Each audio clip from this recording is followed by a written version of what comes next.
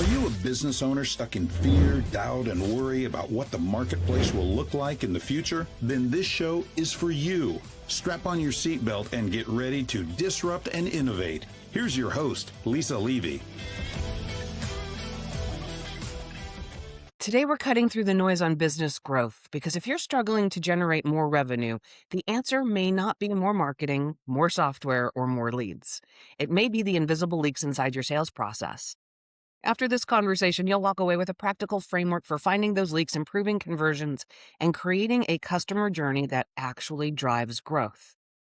Joining me today is Jason Kramer, founder of Cultivize, a firm that helps businesses uncover revenue gaps and build systems that turn prospects into customers. Jason, thank you so much for joining me today. Thank you, Lisa. I appreciate the invite. I am so excited to have this conversation, but before we get really tactical, I want to kind of get some context. 3 quick questions. So, in one sentence, why are you speaking on this topic? What is it that you've done in your career that's earned you the right to talk about lead nurturing and CRM strategy? Well, having worked with hundreds of companies around the globe, the one thing that shocks me every time, even to this day, is the lack of process. And so what I've done, my passion is to helping people find those gaps, find the cracks in their system, if you will, when it comes to parts of their business that I focus on and really get joy and seeing the change and the impact that we can make when those holes are no longer there. Fantastic. What's an early assumption you had about sales and marketing that turned out to be wrong? That everything was connected and that everybody knew what was going on. What was the cost of that misunderstanding? It's hundreds of millions of dollars and a lot of frustration thinking that, yeah, our marketing is working because we're generating traffic or we're meeting people at a trade show or getting people to sign up for our webinar. But when you don't have all that other pieces connected, you realize none of that matters because the revenue only grew by 3% and you spent a lot of money on marketing and nothing really happened. Yeah, and that's a painful realization. So let's jump into this. Let's name the monster. What problem are companies actually facing when they think they need more leads? Well, that's just it. They think they need more leads, right? That's the problem. And what they don't realize is that it's not that they need more leads. It's that they're not doing a good job to nurture, to educate, and to inform the leads that they've already gotten. And so what happens, and it's really no fault because we just get busy. Everybody gets busy, Lisa, right? You and I get busy. But when you don't have a system and you say to me, Jason, that sounds great. Thank you for your time, but I'm not interested right now. Call me back in 6 months. Or you just don't even say anything. You just say it's not a good fit right now. Most sales organizations will just stop. They might follow up for a few weeks, maybe a couple months, but eventually it just tapers off. And what we know is that over 30% of people that are nurtured will eventually convert into a customer. But not only will they convert, they'll actually convert at a higher price tag because you've educated them and showed them the value of what you can bring to the table. And so when they already made the decision, they tend to buy more from you than they did before. That's a really powerful little gem right there, people, if you're listening to that. So in this, it's not about more leads. It's not about new leads. It's not about the greatest technology. It's not about hiring the best hunters in the sales world. It's having a repeatable process where you can take care of and nurture the leads you already have. Exactly. And the other gold mine too, which is really interesting for the listeners to think about, if your business has been around for a few years or more, you have past customers. You have people that never said yes, never said no. And so what do people do? They spend money on marketing to find brand new people, but you could have hundreds of thousands, millions of dollars in revenue just sitting in your database that's just completely untapped. And that's the first thing we always look at when we work with clients is what data do you have that we can go back and try to resurface and rekindle to get some revenue out of that data? So there are lots of people who will tell you, right, that your database is is the gold mine. You have to mine that data, and you have, and you've just said it, thousands, maybe hundreds of thousands of dollars sitting in there that's yet to be tapped. So let's dig a little deeper. Let's walk me through the process like I'm onboarding as a client. Yeah. Absolutely. So for us, I'll condense a 6 to 8 week process into like 30 seconds. And I've never done that before, but I think I could do it. So it's really understanding the organization, right? It's the most important part. Who are the critical players? What are their responsibilities? What do they do? And what are they doing today? we can't fix anything, Lisa, if we don't know what's broken. So the best thing we can do, and anybody listening, and if you're on a treadmill, not the best time, do it when you get off the treadmill, but is to get a piece of paper and start writing down, what is my process when I get a lead, when the phone rings, when I get, a website lead, when I meet somebody at an event, what have you. What's the first thing I do? What's the second thing I do? And what are the time gaps between those steps? How long do I usually spend to do that? Does it take a week? Does it take a day? And then eventually you're going to start building out this wireframe that has a lot of holes in it. And that's where you immediately need to focus. And that's where we focus in our onboarding, is finding those problems. Sometimes we do that before the onboarding even starts. But the next thing we need to do is look at the data. How good is the data? A lot of people have data. A lot of times it's messy. We live in a world of AI. AI is amazing at synthesizing, cleaning data, not cleaning it in the sense of this person still works for this company, but yes, it could do that with other tools. But more so, how do we make sense of our data? And there's the various prompts and things. And if you want to reach out to me, I'm happy to share a few. But getting a sense of that data is certainly something that's really important. And the third step is the plan, right? Okay, now that we have an understanding of what needs to be done, how are we going to go build out the new CRM or the technology or the processes that we know we need? And so you need to have it on paper before you build, right? Nobody's ever built a car just from having a vision in their head of how an engine should be put together, right? You have to build a wireframe and schematics and understand how all the parts get connected. And so if you don't have that plan on paper, you probably are going to fail at building something. So that would be my recommendations. So I'm going to make a couple of clarifying assertions of my own on this topic. Sure. If you don't have it on paper, you don't have a process because it's not repeatable. Sure. Right? Sally can't learn from Johnny if there's not something for her to use when Johnny's not there to coach her through what, steps 1 through 10.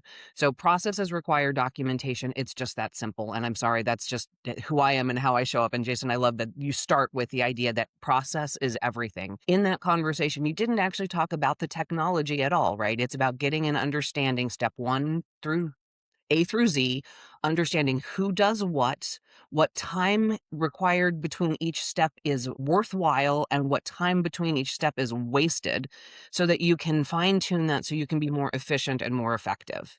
And for everybody in the audience who's listening, who's been around for a while, that that's the key to all of this, being effective and efficient. So once you have it on paper and you start wanting to build from that, does the CRM really matter? It says that technology enables the process. I will make that statement. I live in that world. But does it really matter if the process is good? If the process is good, it only matters to make sure that the technology is going to fit the process. So what I mean by that is, if you said to me, Jason, we have a plumbing company and we have 20 techs in the field and they are in their phones and they need to be able to update job logs, look at schedules, I would never recommend a CRM that did not have a mobile app, because then the mobile app is completely useless to the organization. So we need to understand who's going to be using the system, how they're going to be using it, what features and functions are needed to support the process. For example, another one would be, Jason, we want to create this whole tickler campaign, right? An email campaign that goes out to nurture and educate our customers. Well, what if you go buy a CRM that doesn't offer any email marketing capabilities? Then you need to find another piece of the puzzle. Then you need to connect those systems together, and it becomes just a headache you probably want to avoid. So technology matters, but technology shouldn't be the first thing you look at. And trust me, I know I live in technology and you do too, Lisa. And the shiny object syndrome is real, right? And even today in 2026, you have thousands and thousands of different pieces of software out there and mobile apps and all these things. And you're like, oh, I want to try it as a free trial. And I tell all these people all the time, do not do free trials. It's a waste of time, waste of effort. Because also you may not even be able to afford it, right? So it might be $5,000 a month and you get a free trial for 30 days. What does it matter? If you can't afford the $5,000 or the $10,000 a month, then don't even waste your time with the free trial, so. Well, and then you're going to be stuck in the having, I don't know, champagne tastes and the beer budget and Yeah, whatever it is and you you're going can't to be, afford. yeah, using a spreadsheet after you just show this beautiful, slick software that you can't afford. So. Yeah. So you are emphasizing a principle that I hold really true, that there's a magic formula for business, and it's people plus process times technology equals growth and scale.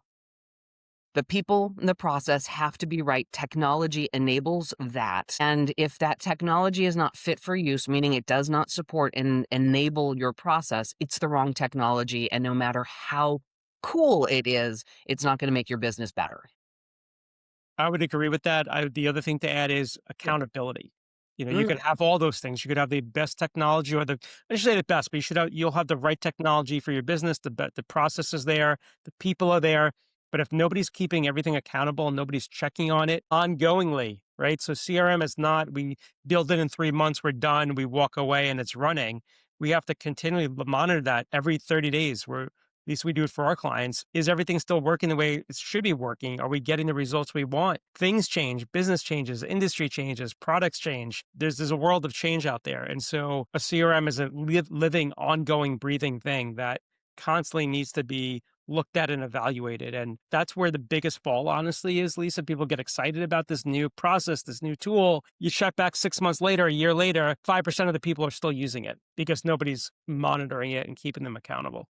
And they were more comfortable with the way they had done it before, and we Yeah. revert back. It's human nature. It's human nature. It's, you can work out with the trainer at the gym and they'll show you the right way to work out. And then you're done with those private sessions and you go back to, arching your back on the bench press when because it's just what you've been doing, despite everything. Absolutely. So, yeah.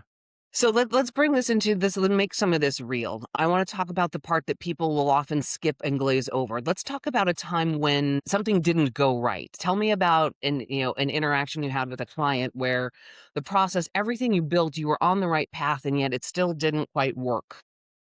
So there's a common one that does come up from time to time. In a lot of these systems, the email address is the unique identifier to a record, right? And that's how you prevent duplicates. It's how you keep things in check. It also is integral to integrating to a lot of tools, right? Because that email address is unique to the person, right? You could have 2 John Smiths or 100 John Smiths, but there's only one email for that John Smith. And so what we see sometimes is that, the sales rep might say, I don't have their email yet. It was a phone call. Like, they didn't give me an email. So I just put them, and it creates all sorts of havoc. And so the one thing I train people on is, if you don't have an email, a simple format to use is, and I'll use myself as an example, Jason Kramer at noemail.com. And then this way you can go through the database. You can find all the domains of noemail.com, everybody that doesn't have a real email, and easily update that when you do have an email address. That is a huge failure point. It sounds so silly and simple, but it's something that often people overlook, is having an email connected to that person. So everybody who's listening, everybody who has data in a CRM, that is a fantastic little nugget. So if you don't have an email address in your process, have the step standardized that if you have no email address, you revert to firstname.lastname at noemail.com. And that way it is searchable so that when you get email addresses, you can update it appropriately. What an amazingly simple, incredibly impactful tip. Oh my God, that's fantastic. It's all about simplicity. That's Oh my that's God. our world. There's no reason to complicate anything, Lisa. Yeah. It's true. Keep Yeah. it simple. The KISS principle, keep it simple, Simon, exists That's for right. a reason. That's right. Yes. So, Jason, let's dig in a little bit more around this. You've been doing this for a long time. Give me the data, give me the stories that prove that process first works in this environment. What are measurable changes that your clients start to see? So the most is the follow-up. That's, I would say, number one. We're talking about companies that don't have the process, are using rudimentary tools, spreadsheets. We onboarded a company that is in pool construction, and as a big retail showroom, the largest in their area, they're using manila folders. They didn't have a system. They only had a system for the service department. But for sales, it was literally the stacks, those wire racks on the desk. That's where everything was kept, which is insane. And so the story I always like to share is a common story, but this one particularly was somebody who was skeptical about the nurturing process and does it really work and what's the value of it. And so the story goes like this. Tom, and that's his real name, owns a roofing company, family-owned roofing business, and they've been around for about 20 years. They do about $7 million, give or take, a year in revenue. So nice sized business, only 3 salespeople. And what I had noticed early on working with them, setting up, and they had spreadsheets, but their spreadsheets were pretty good, but it couldn't do what a CRM could do. It was limiting. And so one of the things it was limiting on is the follow-up. And one thing I learned early on was that after about 5 or 6 weeks, after they've gone to the home, they've spent time talking to the homeowner, putting the estimate together, put hours into this, they would just not follow up because they didn't have the time. And they would just assume that, Mary never called back or, John never called back because they hired somebody else or just didn't have the money to do it. And that was the way that they operated for decades. And I said, well, Tom, that's crazy. I said, because, to make a decision to spend $20,000 on a roof in 3 or 4 weeks is not something everybody can do. It's a big investment. They're probably talking to other people and they might take some time. And so the short end of the story is that I built a campaign for 18 months after that 5-week period. So for almost, well over, over a year, the system would automatically follow up every couple of months. And it would do so where it would send a very gentle email from the sales rep, from their name, their email. And it would just say, hey, Lisa, we came to your home at 123 Sycamore Street. It was a beautiful colonial, all highly personalized because we know the type of home, we know everything about it. We're just wondering, did you hire anybody? And if you haven't, we'd love to continue to help you build that beautiful roof for your home. And if you have, can you just click this one question survey link and let us know why you hired somebody else if you don't mind? And so what happened? Something magical. We found out that at the end of 2025, and this had been running for less than a year, maybe about 6 months, they closed over $3 million in revenue. And most of those deals were from 16 months to 18 months after that 5-week period. And people were replying to the email, yes, I didn't forget. Thank you for the reminder. We're ready to go forward. And what they also learned is why people weren't hiring them. They were too slow sometimes to get the proposal out. Their price was too high. Obvious reasons, right? They hired somebody, a friend, to do it. But it started giving them feedback to make them be better salespeople. And that's a story I can tell over and over for a multitude of different clients in different industries, because it's the same story that the nurturing works when it's done correctly. You just have to make sure that you're not being too aggressive and that you're really coming from the heart and really just trying to show value and that you're being helpful. And you're not just saying, hey, give me your money. Can we start working together? Give me your money now. Yeah, right. The impactful piece in that, and you gave us numbers. Yeah. So $7 million company, 20 years, very consistent, very stable, felt pretty good about things. Yeah. When the new process was implemented, they found $3 million in revenue that they did not know existed. It was there in the database, in the spreadsheet, but it was money left on the table.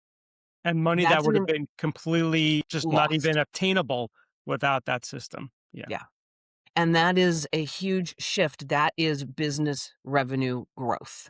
That's Absolutely fantastic. That is a fabulous story. And all of the feedback that they were receiving from those prospects that they could use to improve how they operate the business around the sales process. Mm-hmm.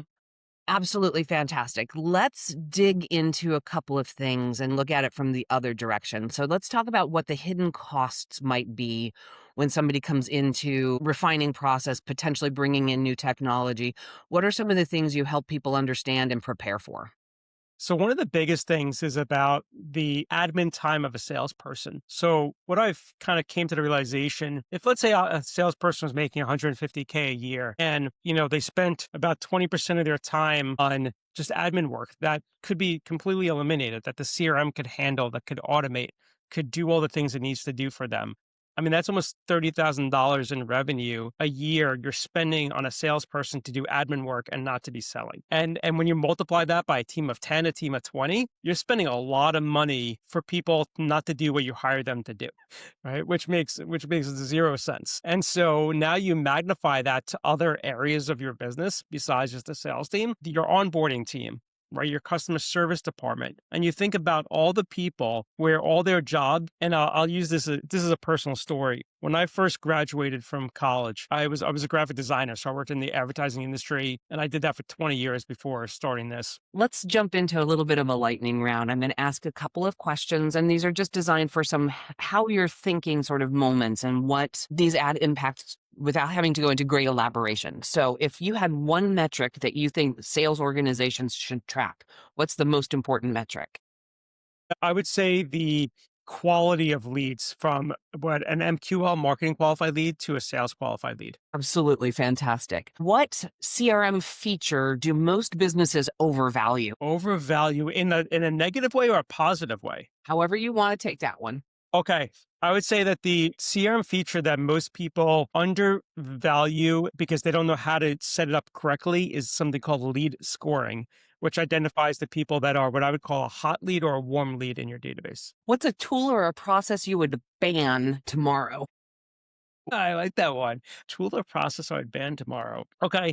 I would say ban the use of AI without any human interaction to it when you're trying to create anything useful that might be going to a prospect or even to a customer. Absolutely fantastic. All right, folks, we've had a great conversation today with Jason, and the focus really was on the power of process. And the reality of this is, and we talked a little bit about it from my perspective in the people plus process times technology, but we really have to understand what our sales process is. And the trick and thing that anyone who is listening can do right now, as long as you're not driving it, right, is sit down with a pencil and paper and write out what is it you do step by step by step, and understand the time between steps and the things that might be causing friction or chaos, losing time that's valuable that doesn't need to be lost, and understanding how you can simply tune that process.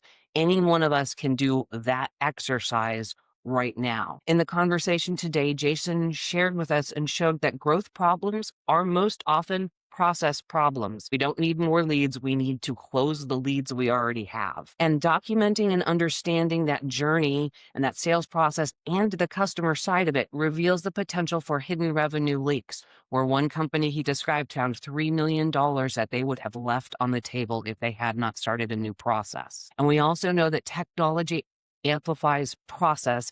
It doesn't replace it. We had a tremendous amount of conversation around that to know that if we have a really good process, technology will make it better. But if the process isn't good, we get what I call super fast bad. Jason, thank you so much for being here with us today. And if people are interested in learning more, how do they reach out and find you? Yeah. So you and me keeping things simple. The best way to get people to find me is to go to afterthelead.com. You can connect with me on social there. Got some great downloads for your audience, Lisa. All these things we're talking about, how to nurture people, and just an abundance of resources. Fantastic. Audience members, you know my rules. Don't get left behind. Join me next time. That's it for today's episode of Disrupt and Innovate.